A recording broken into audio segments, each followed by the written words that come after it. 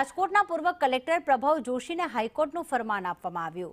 પાડ ગામની જમીનના કેસમાં તેને હાજર થવા ફરમાન આપવામાં આવ્યું છે। કોર્ટના હુકમનું મનસ્વી અર્થઘટન કરી કબજો લઈ લીધો હતો।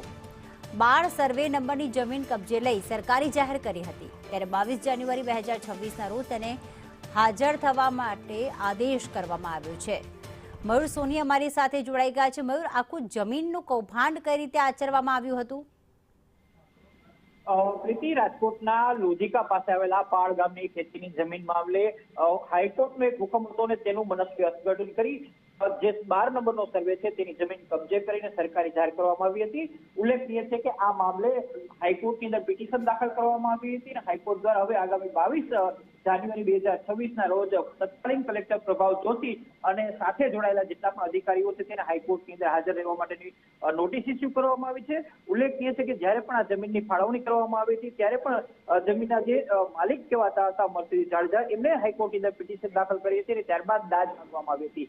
આ મામલે હાઈકોર્ટે પોતાનો જે ચુકાદો છે તે આપ્યો છે અને તેની અંદર રાજકોટના પૂર્વ કલેક્ટર પ્રભાવ જોશી છે તેમને તમામ વિગતો સાથે હાજર રહેવા માટે આગામી 22 જાન્યુઆરીએ તાકીદ કરી છે। આભાર મયુર તમામ વિગતો માટે।